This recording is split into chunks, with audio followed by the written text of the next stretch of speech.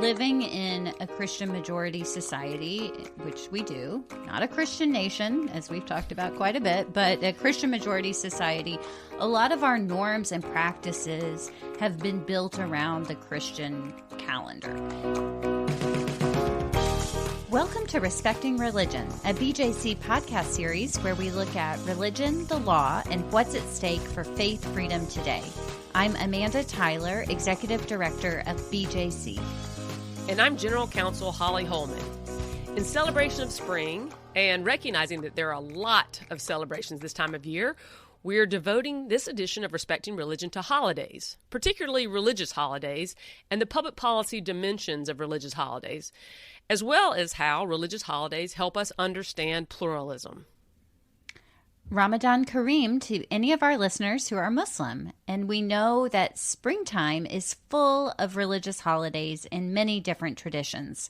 We all enjoy time away from work and school to celebrate and be in community with fellow believers, and we know that so much of American society has Christian privilege built into it, which is why we as Christians have a responsibility to learn about and acknowledge it. We also know that issues of public acknowledgments of religious holidays, particularly government-sponsored acknowledgments of religion and religious holidays, and the public's understanding of them sometimes get mixed up in conversations. For instance, some schools in the D.C. area are currently on spring break, which covers what many Christians call Holy Week leading up to Easter. It's a significant time in the Christian calendar during which churches hold special services. And that time often, but doesn't always, overlap with significant holidays in Judaism and Islam. So we're going to talk about that and what ramifications that has for the Christian majority and minority faiths. We also thought it would be a good time to talk about ways to celebrate religious holidays while maintaining government neutrality in spiritual matters so that we can all coexist in a pluralistic society. And before we get into the topic of religious holidays, there's another observance that happens every March, Holly. March Madness is in full swing across the country, but it had a special significance for you and your family this year. Yeah, it was quite a treat to be in Brooklyn for March Madness and to enjoy that fun up close. And I was really hoping, Amanda, that it would take me to Dallas next weekend. But my team didn't quite make it, but they had quite a great run, and I'm really thankful to my son who got us there. It was a great experience. And I'll be honest as well, it did lead to me missing Palm Sunday at my home church. An excused absence for Palm Sunday for sure. It was so exciting, Holly, to watch this ride. You know, as you know, I'm a huge sports fan. I have a young sports fan in my house. We are all crazy about March Madness, but it took on special significance to actually know a player playing on one of the teams this year. So congratulations, and memories you'll have forever. Exactly. And I will say my pastor and church family were quite excited for me. So I don't think they were questioning my devotion to the faith or participation in my local church. Well, with that, turning to the issue of religious holidays, we've often talked about them at BJC from a perspective of how do we honor religious freedom in the public schools. And in the public schools, we know that we come together without regard to faith, and all students are welcome. And schools try to be accommodating of various religious faiths. At the same time, they have an obligation not to establish religion, not to take the role of individuals or church communities, other religious communities in advancing religion. And actually, the question of how you treat religious holidays in the public schools is one that has been subject to guidelines for many decades now. That's right. Going back decades, we at BJC have supported guidelines that help ensure public schools protect religious freedom for students without violating principles of no establishment of religion by the government, which in this case, the government is the public schools. And so there is a classic brochure called A Parent's Guide to Religion in Public Schools. It was published by the National PTA and the First Amendment Center with funding from the Freedom Forum. And it is available on our website, and we'll provide a link to that in show notes. But in that brochure, this is the guidance offered on how to celebrate religious holidays in public schools. I'll just read from it. Religious holidays offer opportunities to teach about religion in elementary and secondary schools. Teaching about religious holidays, which we encourage, is different from celebrating religious holidays, which is not. Study of holidays serves academic goals of educating students about history and cultures, as well as about the traditions of particular religions. Yeah, that's the beginning of the answer to a very commonplace question, which is how should religious holidays be treated in public schools? It recognizes that different holidays really provide a rich source of understanding cultural differences, and really studying religious holidays could come in as a important matter of education, both in social studies and history and other aspects of public school education. It's an opportunity to really embrace pluralism, which is a significant part of American culture, as well as learning about religion, which the guidelines emphasize is a legitimate secular purpose of the public schools. And I think important here are the different roles and responsibilities of the government actors and the private actors. The government actors being the public schools, the administrators, the teachers, the private actors being the parents and other caregivers and the children themselves. And so we often talk about public schools as being these laboratories of democracy, these places where people from many different backgrounds and perspectives come together to work together, to learn together. And so I appreciate that in this brochure, the preamble to all of these questions and answers states, quote, parents are recognized as having the primary responsibility for the upbringing of their children, including education. And so there's a private role for religious holidays, and that's where religious holidays are celebrated.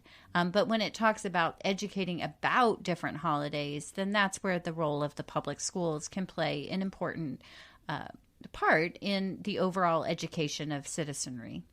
Under that question, the guidelines go on to say that the use of religious symbols as examples of religious or cultural heritage is permissible as a teaching aid or resource, which of course, that would be part of learning about a religion, is to recognize these different symbols, to have discussions about how they might be used, how symbols differ in different aspects of a particular faith. We know from the Christian tradition, for example, that symbols change based on actual denominations within Christianity. And so there's a lot of room for learning by being exposed to different religious symbols and learning about how they've been used in religious or cultural ways. Of course, sometimes that leads to really interesting questions about the distinction between religion and culture, which of course is not always a bright line, but it is something that, again, provides fertile ground for interesting conversations among students and in an educational setting that can really, enrich us. Well, speaking of interesting conversations, one of the stories in my childhood lore is, I grew up in public schools. I came home my first year in public school as a kindergarten student around the time of Easter. And I told my mom, I was like, Mom, these kids at school, they think Easter is just about the Easter bunny. They don't know anything about what happened at Easter and about Jesus and about how he was crucified and he was on the cross and then he was in the tomb and then he was raised from the dead. And so I told them, and my mom was like kind of horrified. She was like, what did they say? And I'm like, oh, they didn't get it. They don't even know what it means to be dead. And so I mean, it was just this moment. So once you start talking about holidays at schools, there's a role for the teachers, but then you don't know what students are doing and having in conversation. So, so that was a way, also here I was just sharing about my personal faith at this early age, hopefully not infringing too much on the free exercise rights of my fellow kindergartners at that point. Exactly. And sometimes we do hear real controversies in that way, because while your mother was really attuned to religious diversity and the separate role of her leading you in the faith and your good Sunday school education, church education, and the distinction in your public schools, occasionally communities do have to wrestle with controversies between families and expressions of religion out of the mouths of young children. But of course, we believe that young Amanda Tyler should be free to speak in kindergarten that way, and that teachers can handle that and direct the conversation back to the educational understanding of the holidays that they were planning to address. Yeah, just some light banter on the playground that year, I guess. Yeah.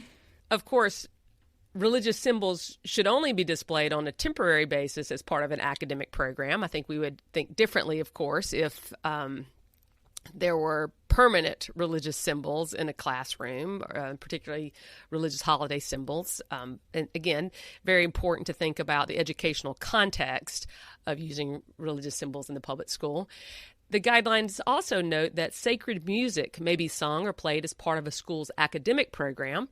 School concerts that present a variety of selections may include religious music. So that's just putting out there, of course, religious music is not somehow prohibited in an educational setting. It would be very hard to have a strong musical education without sacred music, I would say. Occasionally there are controversies about the use of religious music in public schools, though I think these guidelines are still good policy as well as consistent with the law.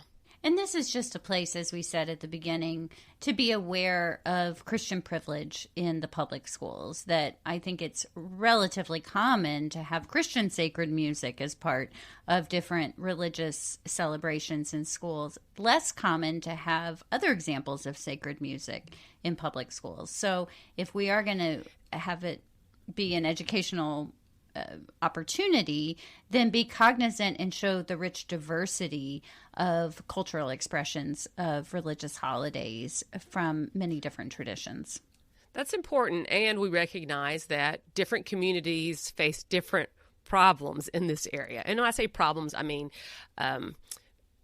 conversations about what is appropriate in the public schools. Sometimes in school districts where there is a variety of music from different religious traditions, say around the Christmas holidays, there sometimes are conversations about like, oh, why can we have all these different cultural songs but not have any from a Christian perspective? And of course, that's not the law. And I'm not sure how often that's the case, but sometimes audiences are sort of primed to be looking to say, wait a minute, are we being fair? Are we being fair to my faith? So again, the guidelines are sound, and the focus, as it should be, is on education and not in any way harming religion, but understanding that religion is something that a public school education should include as a matter of understanding, and it comes up in lots of different areas. It says in the guidelines, the use of music, art, drama, or literature with religious themes is permissible if it serves a sound educational goal in the curriculum, but not if used as a vehicle for promoting religious belief.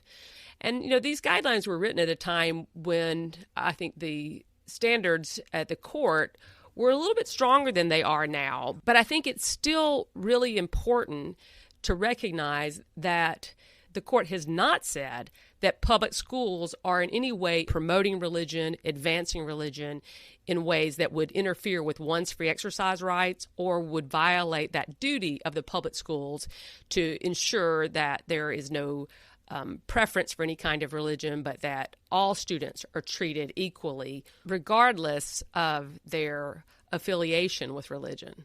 I think the guidelines, by mentioning holidays, are recognizing that it's just one prominent example that we can explore to ensure that public schools are teaching about religion and not advancing religion or promoting religion through some kind of government-sponsored religious exercise.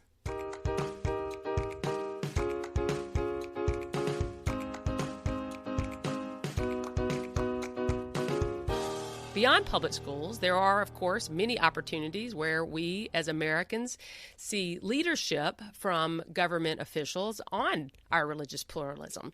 Probably most significantly, I think about many times seeing government officials participating in various religious celebrations, celebrations that are important to them personally, but also where they might host a different kind of religious celebration, acknowledging the religious diversity in their communities.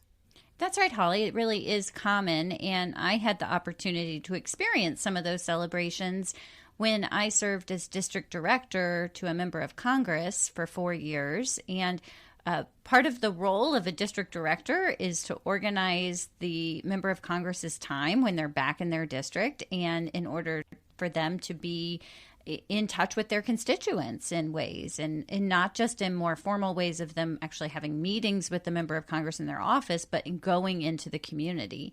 And so we would often meet with different religious groups, and sometimes in their houses of worship and sometimes in other community spaces to help celebrate holidays.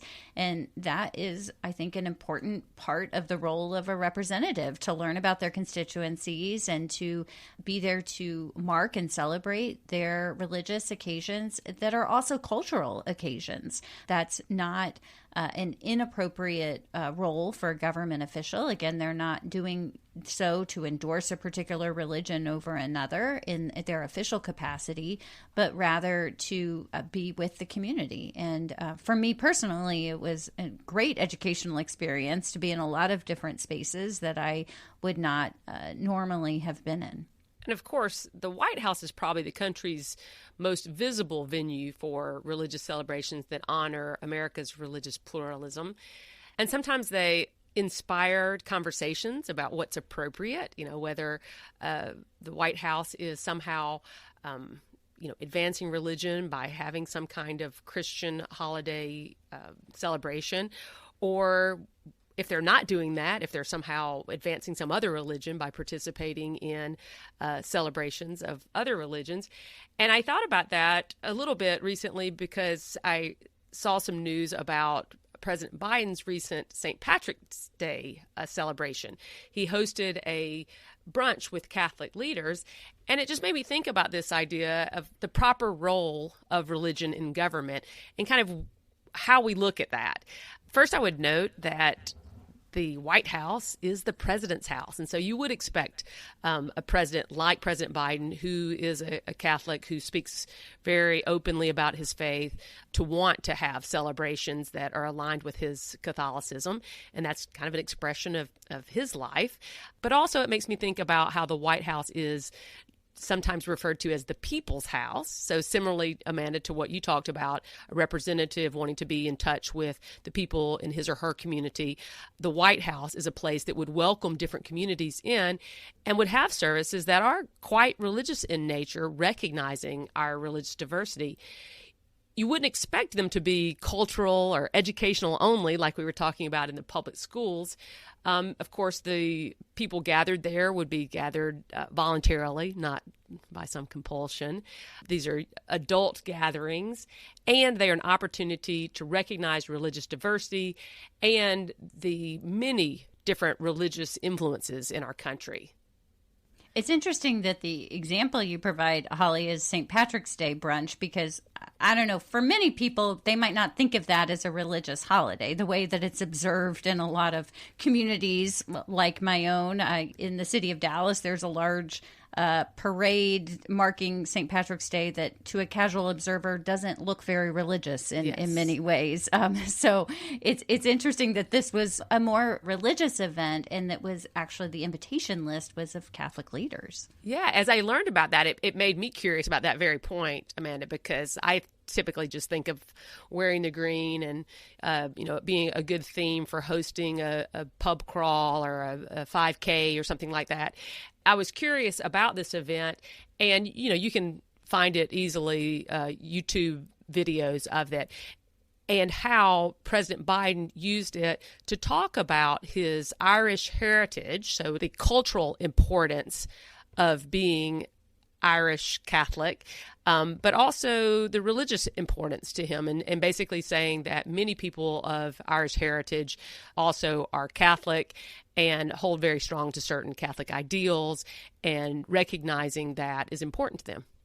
And I learned about this event because I read the newsletter from Dr. Anthea Butler, who is a professor of religion at the University of Pennsylvania. She's the author of White Evangelical Racism and is one of the leading voices out there combating Christian nationalism and white Christian nationalism. But she is a Catholic leader herself, and she was invited to this brunch, and we'll link to her Substack article about it. But a really personal and moving story about when she had the opportunity to meet President Biden at the event. She said to him, thank you for the invitation, Mr. President. I'm happy to meet you, and thank you for all you do for our country. But I need to tell you something. My mother is Catholic. She watches Mass every day on YouTube and prays the Rosary and the Divine Mercies daily. I just want you to know that she's praying for you. And then she writes that immediately President Biden's demeanor changed. He grabbed her hands and pushed up his left sleeve and said, I pray the rosary every day too. This is my son Beau's rosary, and I wear it always. And then he said to her, let's call your mom. And so she asked for a phone, and President Biden called her mom, and her mom answered the phone, which she was really grateful, and said that they had this, she got to have this exchange with the president where they could talk about their faith. And I just thought that was a beautiful and moving story about the uniting power of religion, and about this particular president for whom religion is such a personal and important part of his life, and the way that he was able to connect in this particular way. And Dr. Butler's presence there also reflects the ethnic and racial diversity of Catholics in America, which I think is not always appreciated, particularly when one thinks about St. Patrick's Day, which does, as you note, Holly, also have an Irish American celebrative aspect to it. And of course, there are celebrations at the White House of faiths that are not the president's faith. And these happen every year, regardless of who's in the White House, although that particular administration might draw more attention to some holidays than others. But the White House regularly has celebrations in the springtime around Passover, for instance. They also celebrate Ramadan in a number of ways. Usually they have a large dinner celebrating Eid, which is the end of Ramadan, though this year they are looking at other ways to celebrate Ramadan, in part because of the political controversy over the administration's handling of the conflict between Israel and Hamas, and how that particular conflict is causing some tensions with large Muslim communities, in particular in the United States. Yeah, that's really important to note that various administrations all try to find ways to connect with the American people, and of course religious holidays is a way of doing so. And sometimes they would have big events like we've mentioned, but at other times they are issuing statements.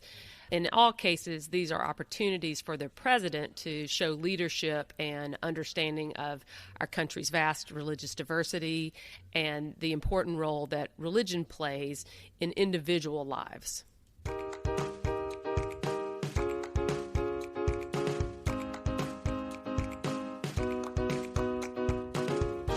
Well, as we mentioned at the outset, it's typically minority religions that need accommodations for holidays because societies tend to develop around the needs of the majority. It really puts a responsibility of those in the majority to be fair and to uphold our constitutional standards.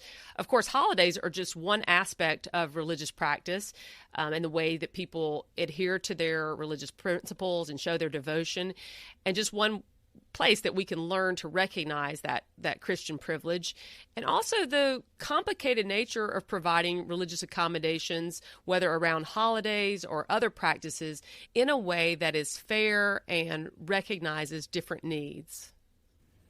And part of this is just, again, raising our own awareness of them. Living in a Christian majority society, which we do, not a Christian nation, as we've talked about quite a bit, but a Christian majority society, a lot of our norms and practices have been built around the Christian calendar in ways, for instance, that we take these long year-end holidays. Well, they don't just happen to be because they're at the end of the year. They happen to align with Christmas, which is a federal holiday, which is, I believe, the only federal holiday that is actually also a religious holiday.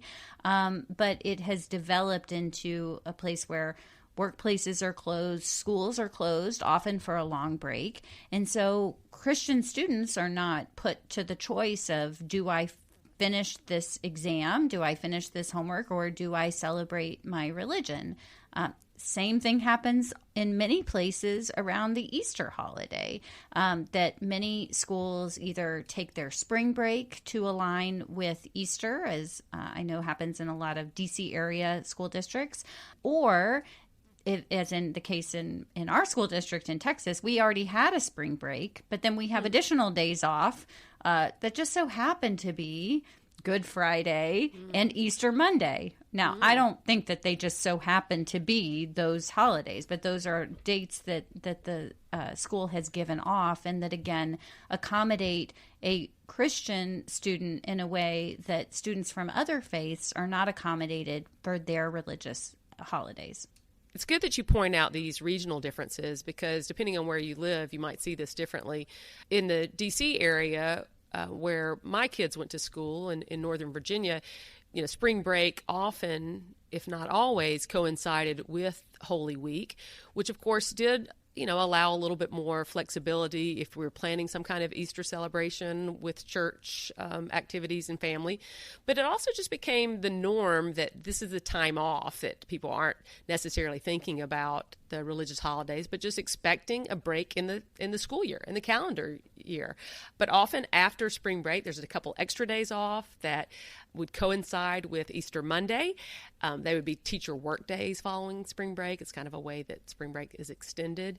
And we could debate that, whether or not that's a real secular purpose of having a good long spring break that accommodates families and school needs, or whether this is a clear Christian privilege.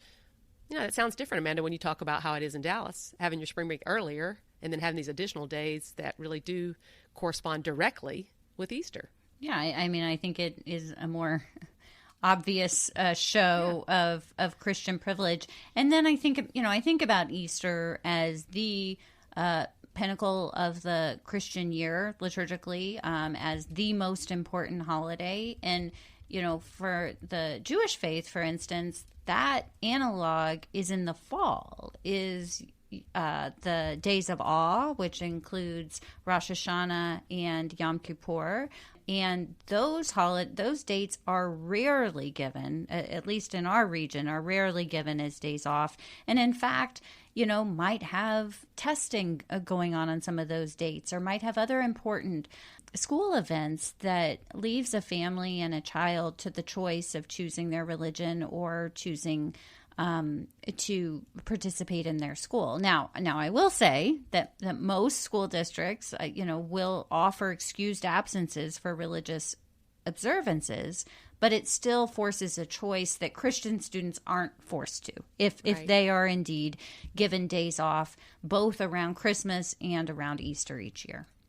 And it reminds me of a conversation that I had with Professor Sahar Aziz recently. I talked with her as I was working on my forthcoming book, How to End Christian Nationalism. And we talked about her role as not just a law professor who has a particular focus on law and religion, but also as an elected member of her local school board and as a mother and as a Muslim woman. And so she brings all of these perspectives and identities to bear into a conversation that we had around how her school district dealt with school holidays and which days they might consider to have off. And she raised the issue for her school board about, could we see about an additional day off that would align with one of these other non-Christian holidays?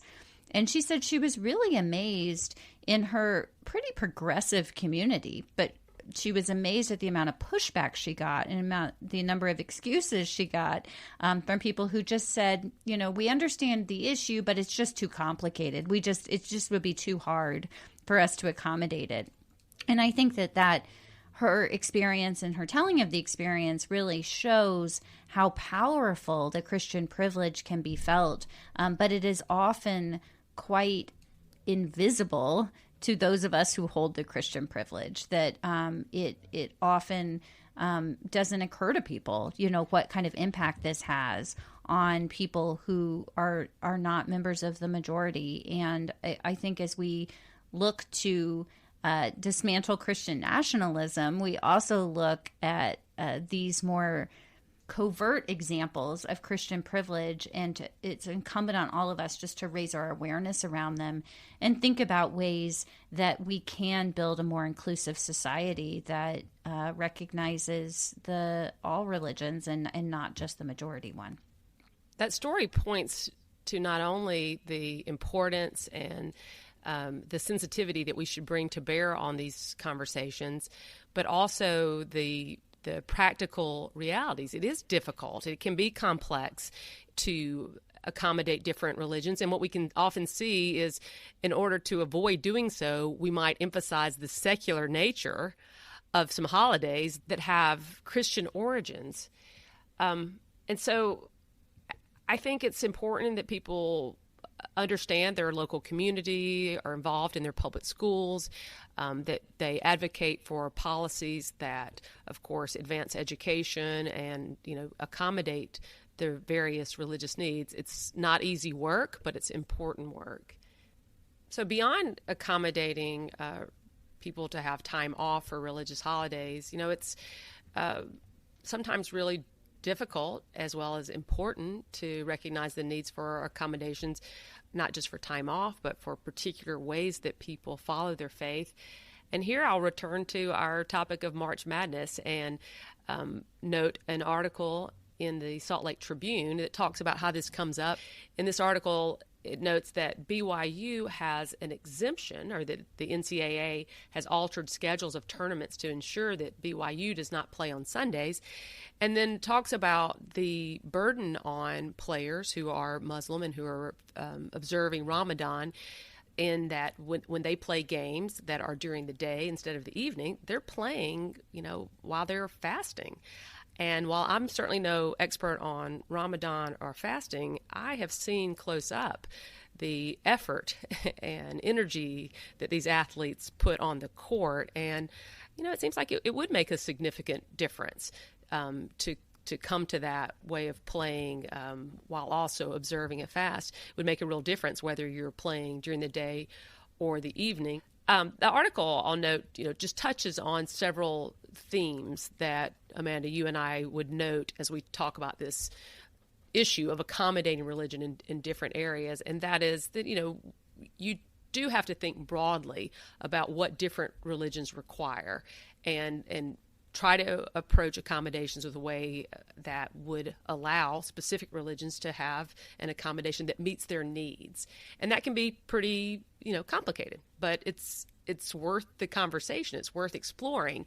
The article also kind of introduces this theme about whether or not that is sort of special treatment in a way that would somehow create some unfairness for other players, and the speculation that often comes when we talk about accommodating religion that it might give some kind of unfair advantage to those who are in that religion. And again, this article is just one glimpse into some of those issues. We know that there's a much larger conversation about religious accommodations, not only in sports, but in other aspects of our shared life together.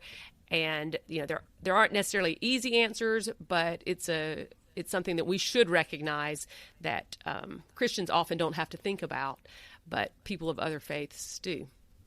Yeah, I mean, the Ramadan fast is a fast from sun up to sundown of all food and water. It's difficult to imagine playing at that level without having water while you're playing the game. And I think I appreciate this article because it does raise the question. Clearly the NCAA committee was able to work around the BYU exemption. Could they not set up some kind of system where teams who are selected who have players who are fasting for religious reasons, could they not try to work around that schedule? It's harder to imagine that they could not accommodate it, because since they are accommodating one school, it just raises important questions about fairness, equality, and living together in a pluralistic society. And I'm on one level just pleased to have the journalism to raise these questions, and how many challenges so many people are negotiating in our Christian majority society.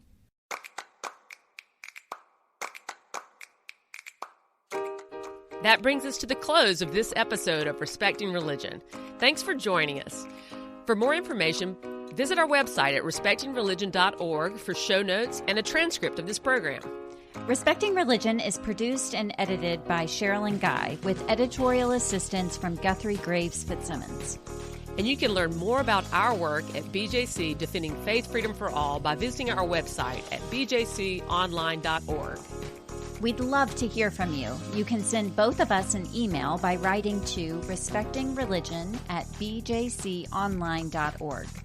We're also on social media at BJC on the Hill, and you can follow me on X, which used to be called Twitter, at Amanda Tyler BJC. And if you enjoyed this show, please share it with others. Take a moment to leave us a review or a 5-star rating to help more people find it. We also want to thank you for supporting this podcast. You can donate to these conversations by visiting the link in our show notes. Join us on Thursdays for new conversations respecting religion.